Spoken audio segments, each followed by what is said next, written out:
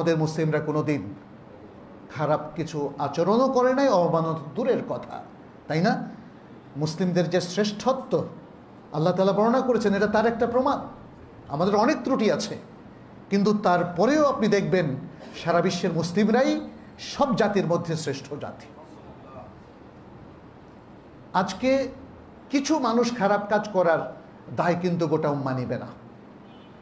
মানুষ নানা কারণে খারাপ কাজ করে, কিন্তু আসলে যারা আল্লাহওয়ালা মানুষ, যারা কোরআন পড়েন, যারা সালাত পড়েন, যারা ইবাদত করেন, আমরা দেখি আজও তারা আমাদের সমাজের শ্রেষ্ঠ মানুষ। আপনি আপনার দাদা, চাচা, জ্যাঠা, গ্রামের মধ্যে সাধারণ মানুষগুলোকে, আটপৌরে মানুষগুলোকে দেখেন, সুবহানাল্লাহ, এরা এখনও আল্লাহমুখী, আল্লাহওয়ালা মানুষ। এটা কোরআনের অবদান। কোরআনকে যারা গাইডেন্স হিসাবে গ্রহণ করেছে, ফলে একটা সুন্দর জীবন আমরা পেয়েছি। একটা সমাজও আমরা তৈরি করতে পারি যদি কোরআন ভিত্তিক সমাজটা হয়।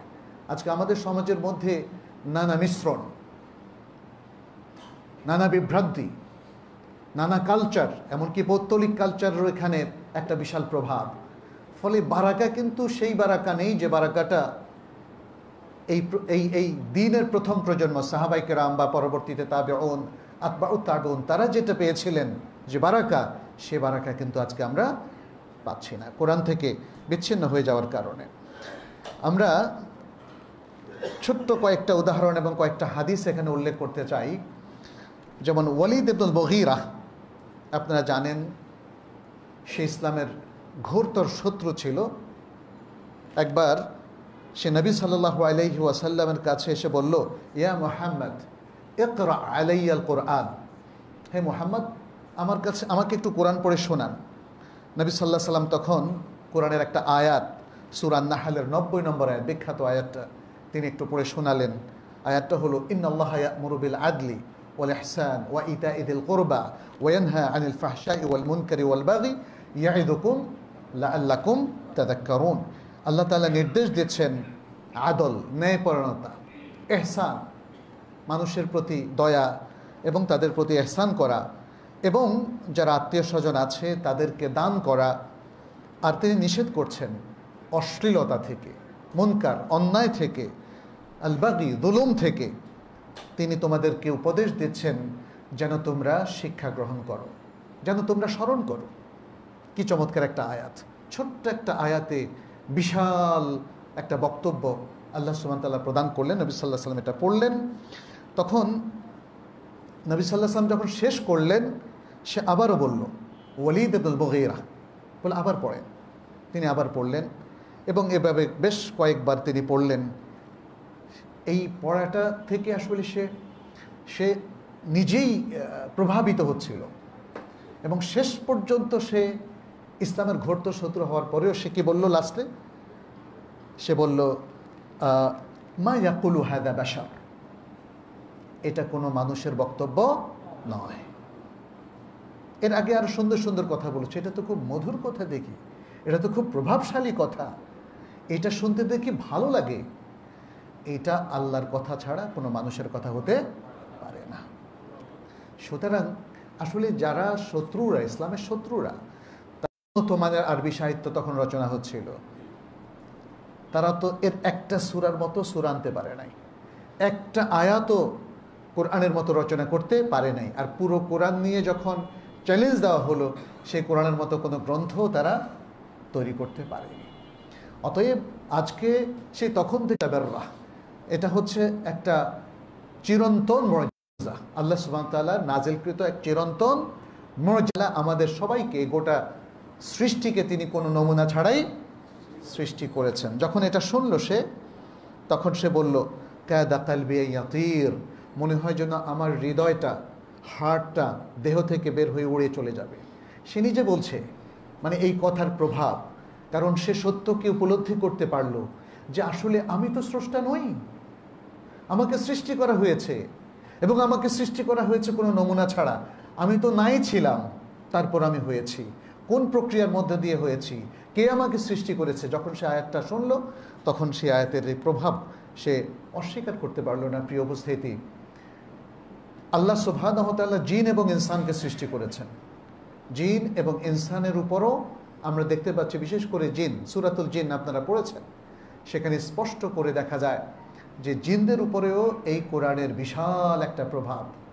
কিন্তু কোরআনটা তো মনোযোগ দিয়ে শুনতে হবে, কোরআনটা তো বোঝার, উপলব্ধি করার চেষ্টা করতে হবে, তাহলেই কোরআন আপনার হৃদয়ের উপরে একটা চমৎকার প্রভাব, একটা ইতিবাচক প্রভাব ফেলবে। এখানে সূরাতুন নাজমের মধ্যে আল্লাহ সুবহানাহু ওয়া তাআলা বলছেন, আফামিন হাযাল হাদীসি ইয়াজাবুন, তোমরা কি এই কথা শুনে বিস্ময়বোধ করছো? ওয়া তাদহাকুনা ওয়া লা তাবকুন, তোমরা হাসছো এবং কাঁদছো না। ওয়া আনতুম সামিদুন, আর তোমরা গাফেল। সুবহানাল্লাহ। এই কথা যেই শুনেছে সেই প্রভাবিত হয়েছে। এবং পরবর্তীতে আমরা দেখি যে পরবর্তী আয়াতগুলো সেজদার আয়াতের জন্য আমি পড়ছি না, সেখানে দেখা গেল যে সবাই সেজদায় পড়ে গেছে। যখনই এই কথাগুলো শুনলো তারা সবাই সেজদায় পড়ে গেছেন, আল্লাহ সেজদার নির্দেশ দিলেন। সূরাতুল জিন্নের 1-2 নম্বর আয়াতে আল্লাহ তাআলা বলছেন, ফাকালু ইন্না সামি'না কুরআনান আজাবা। জিনরা তারা যাচ্ছিল সেই পথ দিয়ে, যখন তয়েফ থেকে নবী সাল্লাল্লাহু আলাইহি সাল্লাম ফিরছিলেন, ঘটনা শায়ে নজুলের একটা ঘটনা এইভাবে বলা হয়েছে। তখন জিনরা কি বলল? আমরা তো এক বিস্ময়কর কোরআন শুনলাম। ইন্না সামি'না কুরআনান আজাবা ইয়াহদি ইলার রুশদ, কোরআন সত্যের দিকে পথ দেখায়। সূরাতুল আহকাফের মধ্যে সেই জিনদের ঘটনা আবারও বলা হয়েছে। 29 নম্বর আয়াত আল্লাহ তাআলা বলছেন, ওয়াইদ সরাফনা ইলাইকা নাফারাম মিনাল জিন্নি ইয়াস্তামিউনাল কুরআনা ফালাম্মা হাদারুহু ক্বালু আনসিতু। যখন আপনার দিকে একদল জিনকে আমি প্রেরণ করলাম, ঠেলে দিলাম, তারা কোরআন শুনছিল, যখন তারা উপস্থিত হলো তারা বলল, চুপ, চুপ করে কোরআন শোনো। তার মানে হচ্ছে কোরআনের প্রভাবটা তাদের উপর বিশাল বড় আকারে দেখা দিয়েছিল। সূরা আল-আহকাফের 30 নম্বর আয়াতে দেখা যাচ্ছে যে এই যে তারা কোরআন শুনলো, কোরআন শোনাটা দেখেন কি পরিমাণ কাজ করলো তাদের মধ্যে। তাদের মধ্যে একদল দাঈ ইলাল কোরআন, দাঈ ইলাল ইসলাম তৈরি হয়ে গেল। আমরা কত ওয়াজ শুনি, কত কিছু শুনি, কিন্তু মসজিদ থেকে বের হওয়ার পরে সেটা বের হয়ে যায়, সেটা আর থাকে না। এখানে দেখেন কি বলছেন আল্লাহ তাআলা, এরপর আয়াতে বলছেন, ক্বালু ইয়া কওমানা। জিনরা যখন নবী সাল্লাল্লাহু আলাইহি সাল্লামের কাছে উপস্থিত হয়ে কোরআন শুনলো, বলল, চুপ, তোমরা শোনো। শোনার পরে কি হলো? তারা তাদের কওমের কাছে ফিরে গেল এবং সেখানে দাঈ আল্লাহর কাজ করলো। আল্লাহ বলছেন, ক্বালু ইয়া কওমানা, তারা বলল, হে আমাদের জাতির লোকেরা, ইন্না সামি'না কিতাবান, আমরা একটা কিতাব শুনেছি, আমরা একটা কিতাবের তেলাওয়াত শুনেছি, উনজিলা মিন বা'দে মূসা, যে কিতাবটা নাজিল হয়েছে মূসা আলাইহিস সালামের পরে, মুসাদ্দাকাল লিমা বাইনা ইয়াদাইহি, এই কিতাবটা পরবর্তী আগের কিতাবগুলোর সত্যায়নকারী, ইয়াহদি ইলাল হক, যেটা হকের দিকে পথ দেখায়। সুবহানাল্লাহ। এবং এভাবেই তারা তাদের জাতির লোককে তারা এই কোরআন দিয়ে পথ দেখিয়েছিল। সুতরাং কোরআন শুধু আজকে না, কোরআন যখন থেকে নাজিল হয়েছে তখন থেকেই মানব এবং জিন এই দুটো সাকালাইনকে অবিরাম পথ দেখিয়ে যাচ্ছে। কিন্তু দুর্ভাগা তারা, সে সকল মানুষ যারা কোরআনের এই হেদায়েত গ্রহণ করে নাই, এবং সেই সকল জিন যারা কোরআনের এই হেদায়েত গ্রহণ করেনি। অথচ আল্লাহ সুবহানাহু ওয়া তাআলা সূরা আল মাইদার মধ্যে বলছেন, ওয়া আনজালনা ইলাইকাল কিতাবা বিল হাক্কি মুসাদ্দিকাল লিমা বাইনা ইয়াদাইহি মিনাল কিতাবি ওয়া মুহাইমিনান আলাইহি। তিনি বলছেন, আর সকল কিতাবকে এটা সত্যায়ন করছে, তবে সকল কিতাবের উপর এটি প্রভাব বিস্তারকারী। আমরা দেখি যে আল্লাহ সুবহানাহু ওয়া তাআলা আল কোরআনকে নাজিল করেছেন এবং কোরআনকে তিনি সব কিছুর উপরে গালিব করেছেন, প্রভাবশালী করেছেন। এবং তিনি বলছেন যে যদি পাহাড়ের উপরও আমরা কোরআন নাজিল করতাম, তাহলে পাহাড়ও কিন্তু আশফাকনা মিনহা, ফেটে চৌচির হয়ে যেত, প্রকম্পিত হতো। অতএব কেউই, কোনো সৃষ্টি এই কোরআনকে গ্রহণ করার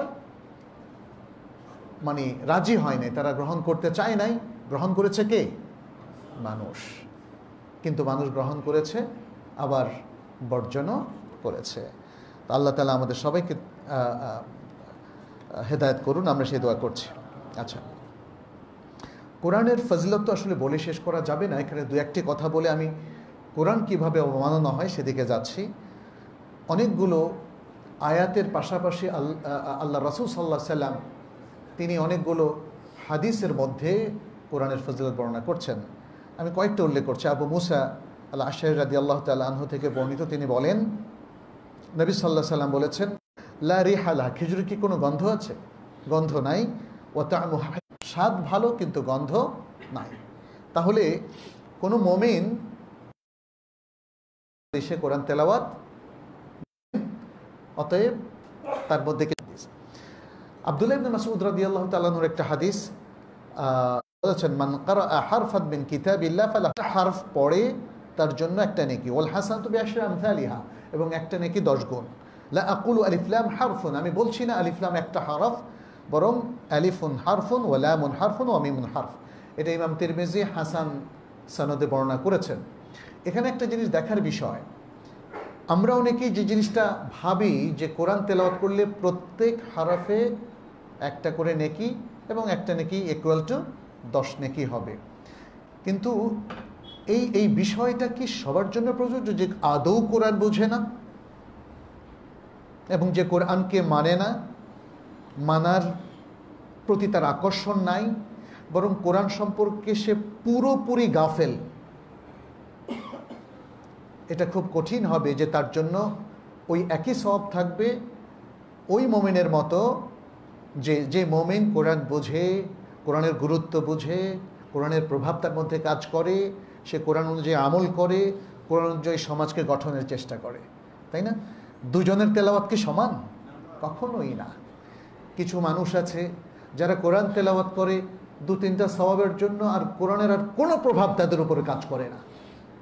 তাহলে প্রিয় উপস্থিতি, প্রিয় মুসলিম ভাইয়েরা বোনেরা, একটু চিন্তা করুন, আপনি কি করে সেই মুমিনের সমান সওয়াবের অধিকারী হবেন যে মুমিন অলরেডি কোরআনকে ভালোবেসে কোরআন ভিত্তিক জীবন গঠন করে আল্লাহর নৈকট্যপ্রাপ্ত বান্দা হয়ে গেছে। অতএব হাদিসকে সবার উপর সমানভাবে প্রয়োগ করা যাবে না। আচ্ছা, দ্বিতীয় আরেকটা হাদিস এখানে আবু উমামা আল বাহিলি রাদিয়াল্লাহু তাআলা আনহু থেকে বর্ণিত, নবী সাল্লাল্লাহু আলাইহি ওয়াসাল্লাম বলেন, ইকরাউল কোরআন ফাইন্নাহু ইয়াতি ইয়াউমাল কিয়ামাতি শাফিআন লিআসহাবি, তোমরা কোরআন পড়ো, কারণ কোরআন কিয়ামতের দিন যারা কোরআনের পাঠক তাদের জন্য সুপারিশ করবে। এখানেও আমাদের ভেবে দেখার বিষয়, কোরআন কেন সুপারিশ করবে? আপনি কি কোরআনকে মেনেছিলেন? আপনি কি কোরআন অনুযায়ী জীবন গড়েছিলেন? আপনার সমাজ কি কোরআনকে শ্রদ্ধা করেছিল, কোরআনকে ধারণ করেছিল ইত্যাদি? আপনার কি রোলটা ছিল?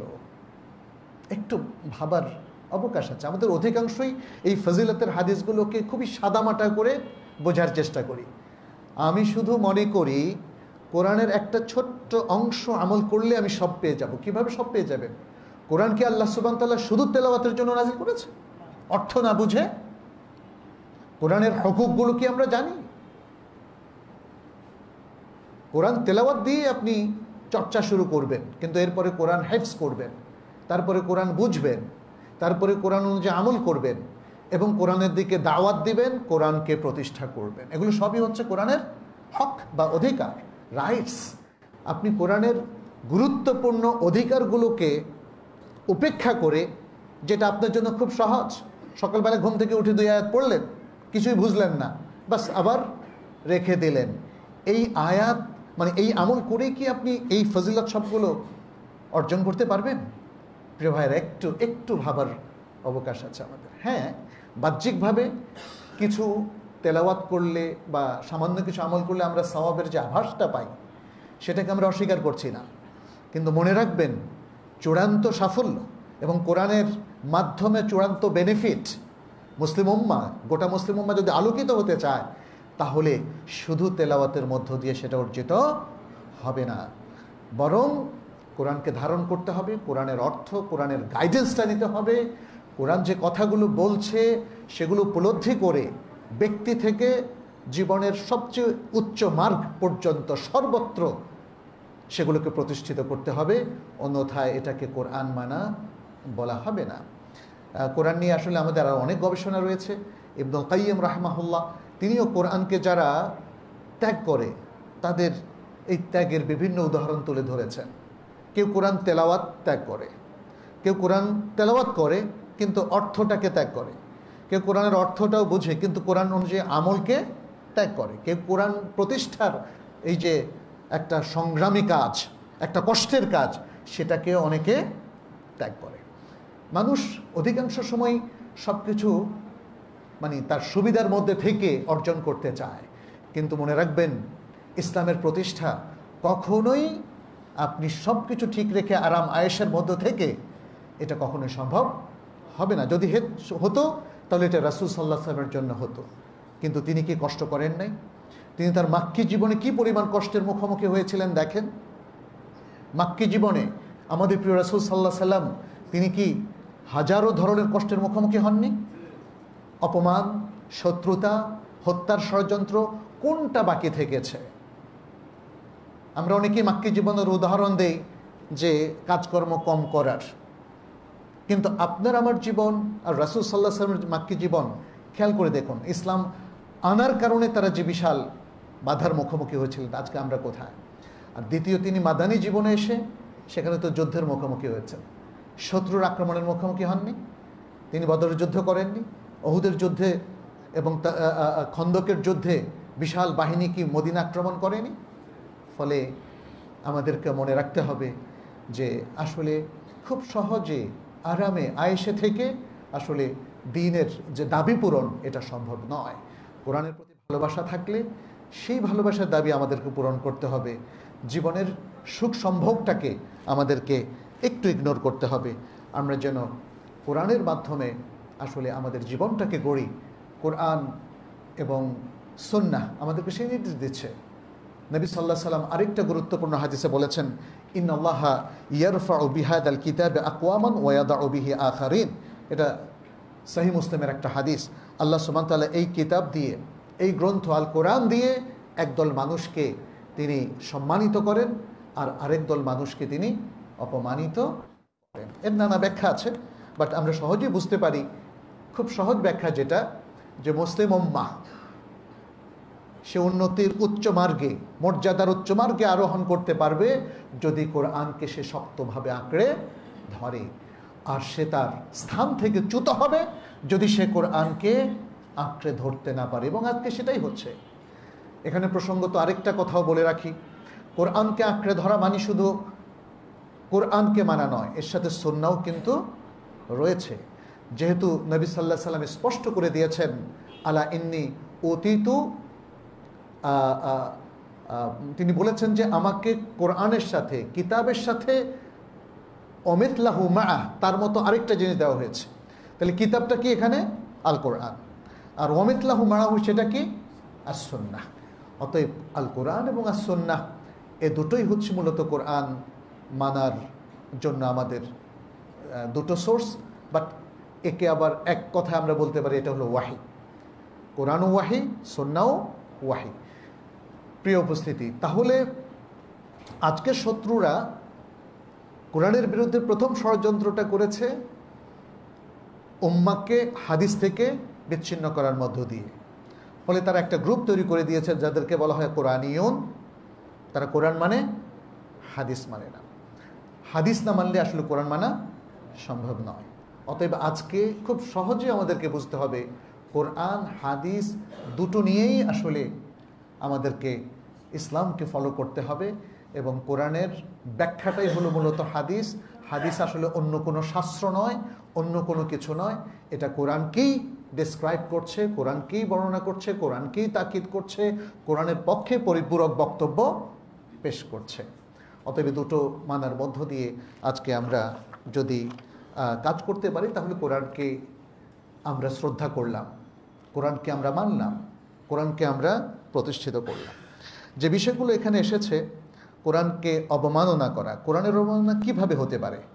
কোরআনের অবমাননার অনেকগুলো সূরাতে আমাদের ওলামায়ে কেরাম বর্ণনা করছেন। আমি খুব সংক্ষেপে, যেহেতু সময় আজকে একটু কম, আমি খুব সংক্ষেপে উল্লেখ করছি। প্রথম হচ্ছে কোরআনের উপর ঠেক দিয়ে বসা, অথবা কোরআনের গায়ে হেলাত দেওয়া, অথবা কোরআনের উপরে হাত রাখা ইত্যাদি এমন কিছু করা, এগুলো কিন্তু অবমাননা। অনেকেই সেটা বুঝে না, তারা মনে করে যে না আমি তো অবমাননার উদ্দেশ্যে করছি না। অনেকে সামনে কোরআন রেখে পাটা কোরআনের দিকে দিয়ে দেয়, রেহালের উপর কোরআন রাখে, তাহলে নানা রকম হতে পারে। অথবা আপনি পেছনে কোরআন রেখে কোরআনের হয়তো 4-5টা মোসহাফ রাখলেন, এর উপরে আপনি হেলান দিলেন, এটা হলো কোরআনের অবমাননা। এখানে ওলামায়ে কেরামের বক্তব্য আছে এটার উপরে। ইবনে আব্দুল কওয়ি এবং ইবনে মুফলিহ তাদের স্পষ্ট বক্তব্য আছে, আমি সেটা আর কোট করলাম না এখানে। দ্বিতীয় হচ্ছে কোরআনকে ছেড়ে ফেলা অথবা কোরআনকে নষ্ট করা। একটা সুন্দর মুসহাফ কেউ একজন ছেড়ে ফেললো, এটা কোরআনের অবমাননা। অথবা একটা পাতা ছেড়ে ফেললো, একটা পাতা ছেড়ে সেটাকে আবার কুচি কুচি করলো, অথবা একবারই ছেড়ে ফেললো। কোরআনের একটা সুন্দর মুসহাফ থেকে একটা পাতা আপনি কেন ছিঁড়লেন, তাই না? সে যদি বলে যে না আমি অবমাননার জন্য ছিঁড়ি না, এটা গ্রহণযোগ্য হবে না। তাহলে কোরআন ছেঁড়া, কোরআন নষ্ট করা, কোরআন ছুঁড়ে ফেলা, এটা কোরআনের অবমাননা। এখানে একটা জিনিস আসে যে কোরআনের কিছু কিছু কপি তো আছে এরকম যেগুলো এখন আর ব্যবহারযোগ্য নয়, অথবা অনেক দিন ধরে কোরআন পড়তে পড়তে কিছু পাতা ছেড়ে গেছে, এগুলো আর জোড়া লাগানো যাচ্ছে না। কিংবা কোরআনের কোনো একটা মুসহাফ নিচে কাদার মধ্যে পড়ে এমনভাবে কাদা লেগে গেছে, এটাকে আর পরিষ্কার করার সুযোগ নাই, পরিষ্কার করলে ওই পাতাগুলো ছেড়ে যাবে। তাহলে এই কোরআনকে আমরা কি করব, তাই না? এই ব্যাপারে উলামায়ে কেরাম বলেছেন যে কোরআনকে হয় কোনো সমুদ্রে, সাগরে অথবা নদীতে ফেলা যায়, যে কোরআনগুলো মানে আমাদের আর ব্যবহারের যোগ্য না। কারণ কোরআনগুলো যাতে এগুলোর কোনো অবমাননা না হয়, সেজন্য এই জায়গায় কোরআনকে এখানে ইতলাফ করা, মানে কোরআনের যে মুসহাফটা ব্যবহারের অযোগ্য হয়ে গেছে সেটাকে এভাবেই মানে ইয়ে করা যায়, যে পানিতে আমরা ফেলে দিলাম, অথবা সেগুলোকে জ্বালিয়ে ফেললা। কোরআনকে যেগুলো ব্যবহারের অযোগ্য সেগুলোকে কিন্তু সেটা করতে হবে যাতে অবমাননার কোনো পরিস্থিতি না থাকে, তাই না? এমনকি যে কোরআনগুলো এখন ব্যবহারের যোগ্য নয় সেগুলো কিন্তু অবমাননা হতে পারে, পারে কি না? কেউ যদি এটাকে ডাস্টবিনে ফেলে দিল, কেউ যদি এটাকে নোংরা জায়গায় ফেলে দিল, তাহলে কি হলো? অবমাননা হয়ে গেল। এই জন্যে আমরা দেখেছি মদিনায় এবং মক্কায় অথবা আরব দেশের ইউনিভার্সিটিগুলোতে একটা আলাদা বক্স রাখা হয়, সুন্দুক আল আওরাক আল মুহতারামা, সম্মানিত কাগজপত্র অথবা মুসহাফের রাখার জন্য একটা সন্দুক। পরে এগুলো যাদেরকে দায়িত্ব দেওয়া হয় তারা এখান থেকে নিয়ে ঠিক শরিয়া যেভাবে এগুলোকে ডিস্ট্রয় করতে বলেছে সেভাবে তারা ডিস্ট্রয়, শরিয়া পদ্ধতিতে। অতএব আমরা যেটা এখানে দেখলাম 3টা পদ্ধতি বলা হয়েছে, যে পদ্ধতিতে কোরআনের এই মুসহাফগুলোকে উলামায়ে কেরামের উপস্থিতিতে ডিস্ট্রয় করা যায়। একটা হচ্ছে যখন সেগুলো, যেটা আমি বললাম, একদম ব্যবহারের অযোগ্য হয়ে যায়, পাতাগুলো নষ্ট হয়ে যায়। দ্বিতীয় হচ্ছে যখন সেগুলোর কোনো ময়লা বা নাজাসাতের মধ্যে পতিত হয়, যেখানে আর পরিষ্কার করা যায় না। এবং তৃতীয় হচ্ছে যদি মুসহাফের মধ্যে এমন কিছু মানে ত্রুটি সৃষ্টি হয় যাতে মনে হয় যে জাহেল লোকেরা এটা থেকে নানা ধরনের দালালাত বা বিভ্রান্তি ছড়াতে পারে, তখন সেই মুসহাফটাও সেটাকে ডিস্ট্রয় করার অনুমতি আছে, কিন্তু সেগুলো শরঈ পদ্ধতিতে করতে হবে। আচ্ছা, দ্বিতীয় যে পদ্ধতি কোরআন অবমাননা, সেটা হলো যে টয়লেটের মধ্যে কোরআন রাখা। কেউ একজন টয়লেটের মধ্যে কোরআন রেখে চলে গেল, এটা কোরআন অবমাননা হয়েছে। এখানে জমহুর উলামায়ে কেরাম সেটি বলেছেন। তৃতীয় যে পদ্ধতি সেটি হচ্ছে কবরের মধ্যে কোরআন রেখে দেওয়া। কবরের মধ্যে উলামায়ে কেরাম উল্লেখ করেছেন কবরে কোরআন রাখাটা হারাম। অতএব কেউ যদি কোনো মৃত ব্যক্তি যদি ওসিয়ত করে যে আমার কবরে রাখো, তাহলে এটা রাখা যাবে না এবং এটাও কোরআন অবমাননার মধ্যে গণ্য হবে। চতুর্থ পদ্ধতি হলো কোরআনের কোনো একটা অংশ ছেড়ে খেয়ে ফেলা। এটাকে উলামায়ে কেরাম কোরআন অবমাননা হিসেবে উল্লেখ করেছেন। পঞ্চম যেটা, সেটি হচ্ছে কোরআনকে বা মুসহাফকে মানে সেখানে কোনো ময়লা নিক্ষেপ করা অথবা সেখানে কোনো নাজাসাত নিক্ষেপ করা, এটাকে নষ্ট করে ফেলে আর কি। মুসহাফকে যে কোনোভাবে যে কেউ দেখলেই বুঝবে যে এটাকে মুসহাফকে অবমাননা করা হয়েছে। এবং তারপর আরেকটি হচ্ছে মুসহাফকে পা দিয়ে মারানো কিংবা মুসহাফকে লাথি দেওয়া, এটা হলো অবমাননার মধ্যে সবচেয়ে ভয়ঙ্কর। যতগুলো অবমাননা আছে তার মধ্যে সবচেয়ে ভয়ঙ্কর। তো আমাদের মনে হয় সতর্ক থাকতে হবে। আজকে আমরা শুরুতেই বলেছিলাম, শেষেও বলছি, আর কোনো ব্যক্তি যেন কোরআনকে অবমাননা করার সাহস দেখাতে না পারে, অন্তত একটা মুসলিম সমাজে, মুসলিম দেশে। সে ব্যাপারে আমাদের জনগণকে যেমন সতর্ক হতে হবে, আমাদের প্রশাসকদেরকেও সতর্ক হতে হবে, এদেশকে যারা চালাচ্ছে নেতৃবৃন্দ তাদেরকেও সতর্ক হতে হবে। এখানে আর কোনো এক্সকিউজ, কোনো ওজর গ্রহণযোগ্য নয়। আল্লাহর কোরআন, আল্লাহর বিরুদ্ধে দাঁড়ানোর সাহস আসলে কে রাখে? আল্লাহ সবাইকে হেদায়েত করুন, বুঝ দান করুন, মুসলিম উম্মাহকে সজাগ সতর্ক হওয়ার তৌফিক দান করুন। আকুলু কাউলি হাদা ওয়া আস্তাগফিরুল্লাহ লি ওয়া লাকুম ওয়া লিসাইরিল মুসলিমিন ফাস্তাগফিরুহু ইন্নাহু হুয়াল গাফুরুর রহিম।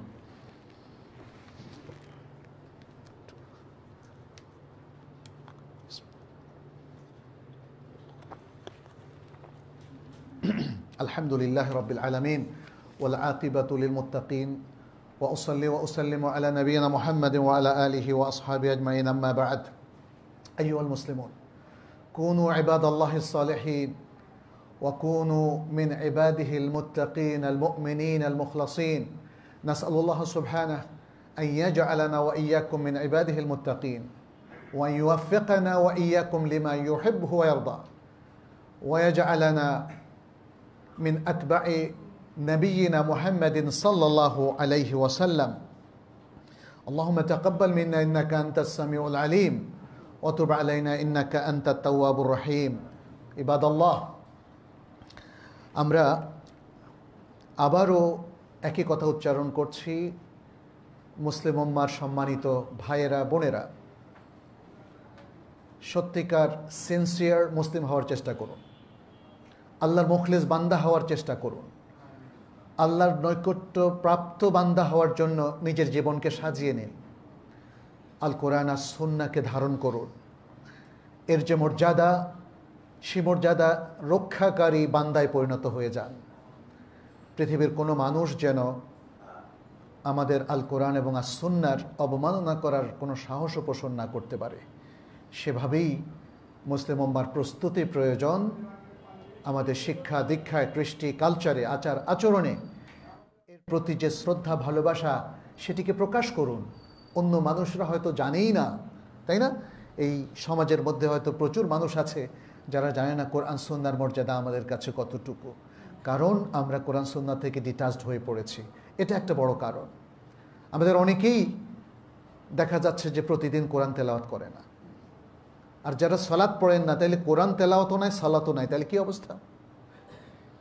যারা কোরআন ঠিক মতো তেলাওয়াত করেন না, তারা কি হাদিস পড়েন? বলেন। কঠিন একটা মুহূর্ত আমরা পার করছি, যেখানে আমাদের অধিকাংশ মুসলিম ভাই বোনেরা দিন থেকে ডিটাচড হয়ে পড়েছে, বিচ্ছিন্ন হয়ে পড়েছে। কোরআন সুন্নাহ থেকে বিচ্ছিন্ন হওয়া মানেই হচ্ছে দিন থেকে বিচ্ছিন্ন হওয়া। অতএব আপনাদের প্রতি আমার নিজের সহ নাসিহা হচ্ছে, আসুন আমরা প্রতিদিন কোরআন এবং হাদিস পড়ি এবং প্রতিটা আয়াতকে আমলে রূপান্তরিত করি, প্রতিটা জ্ঞানকে আমলে রূপান্তরিত করি। এর মধ্য দিয়ে মুসলিম উম্মার রিভাইভাল হতে পারে। মুসলিম উম্মার রিভাইভাল, মনে রাখবেন, সবসময় ইলমের মধ্য দিয়ে হয়, অন্য কিছুর মধ্য দিয়ে হয়। ইলমটাকে ধারণ করবেন, ইসলাম জেগে উঠবে। ইলমটা চলে যাবে, আমলও চলে যাবে। এলেম না থাকলে যে আমল করবেন, সেটা কি ইসলামী আমল হবে? হবে না। অতএব এলেমটাকে গুরুত্ব দিবেন, এলেম বেশি বেশি অর্জন করার চেষ্টা করবেন। আর মনে রাখবেন, এলেমকে আমলে কনভার্ট করতে হবে, তা না হলে এই এলেমেরও কোনো মর্যাদা থাকবে না। আল্লাহ যেন আমাদের সবাইকে তৌফিক দান করেন। আমাদের কাছে অনেকের জন্য দোয়ার দরখাস্ত এসেছে। আমরা তো আমভাবে সকল মুসলিমের জন্য দোয়া করি এবং মুসলিম ছাড়া অন্যদের জন্য দোয়া করি, আল্লাহ যেন তাদেরকে হেদায়েত নাসিব করে। মুসলিমদেরকে আল্লাহ যেন সঠিক, সত্যিকার মুখলেস বান্দা হওয়ার তৌফিক দান করে। এছাড়াও তাদের আরও অনেক সমস্যা আছে, কেউ অসুস্থ আছেন, আল্লাহ যেন তাদেরকে সুস্থতা দান করেন। আমাদের একজন প্রিয় ভাই এবং শেখ প্রফেসর ডক্টর মোহাম্মদ সাইফুল্লাহ, তিনি অসুস্থ আছেন, তার জন্য আমরা দোয়া করি। তিনি এদেশের প্রখ্যাত একজন দাঁড়ি এবং আল্লাহ যেন তাকে হায়াত দারাজ করেন, যাতে এদেশের জন্য আরও অনেক কাজ করতে পারেন তিনি। এছাড়াও আমাদের কিছু বোনেরা তারা দোয়া চেয়েছেন, আল্লাহ যেন তাদের সুস্থতা দান করেন। প্রসূতি একজন বোন দোয়া চেয়েছেন, আল্লাহ যেন তাকেও সুস্থতা দান করেন। যারা বিপদগ্রস্ত রয়েছেন, আল্লাহ যেন তাদের বিপদ দূর করে দেন। যাদের সমস্যা রয়েছে, আল্লাহ যেন তাদের সমস্যা দূর করে দেন। নির্যাতিত মুসলিমদের জন্য দোয়া করছি পৃথিবীর বিভিন্ন প্রান্তে, এমনকি আমাদের দেশেও বহু নির্যাতিত মুসলিম নরনারী আছে। আল্লাহ যেন তাদেরকে নির্যাতন থেকে উদ্ধার করেন। আল্লাহ যেন জালেমদেরকে ধ্বংস করেন। আল্লাহ যেন মাজলুমদেরকে সাহায্য করেন। আমাদের সমাজ থেকে জুলুমকে আল্লাহ যেন দূরীভূত করেন। যারা মারা গিয়েছেন, আল্লাহ যেন তাদের পাপ ক্ষমা করে দেন, তাদের কবর আযাব মাফ করে দেন, তাদেরকে জান্নাতুল ফিরদাউস নসিব করেন। প্রিয় উপস্থিতি, শেষে আরেকটি অনুরোধ জানিয়ে আমরা আমাদের আলোচনা শেষ করব। সেটি হচ্ছে, এই মসজিদ কমপ্লেক্স আলহামদুলিল্লাহ আপনারা লক্ষ্য করেছেন